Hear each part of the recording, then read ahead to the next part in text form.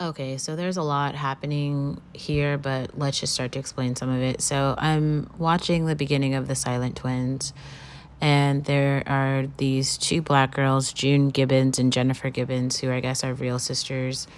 And they're narrating the first part of the story. Um, these girls are very young. They look like they're like, 7 or 8.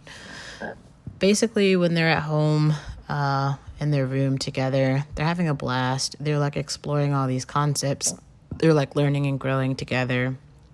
But then they go out into the real world, and of course, they go to this like primarily white school.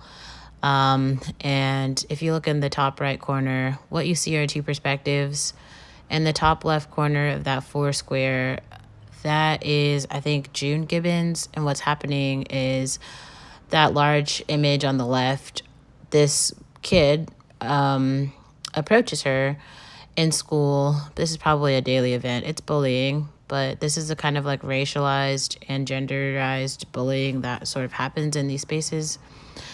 And then what you see on the right are two perspectives. So that kid who approaches her and starts yelling at her, he then proceeds to like spit in her face, right? And now she has just numbed all of her suffering she's just tolerating being spit on because she is a student at this school.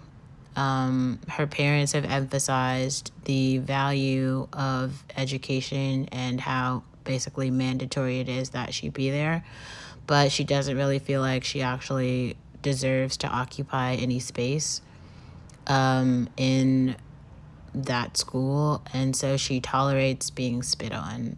And there's really no one to cry to. And when you really think about it, there's sometimes you endure so much pain and suffering that you don't have any strength left to fight back, and that's when you go silent. We've seen this before. Nina Simone stopped talking for I think 3 years, right, after she was raped when she was a child. I know at a certain point in my life I've been so angry that I stopped talking. Sometimes you don't have the emotional capacity or the ability to deal with the trauma.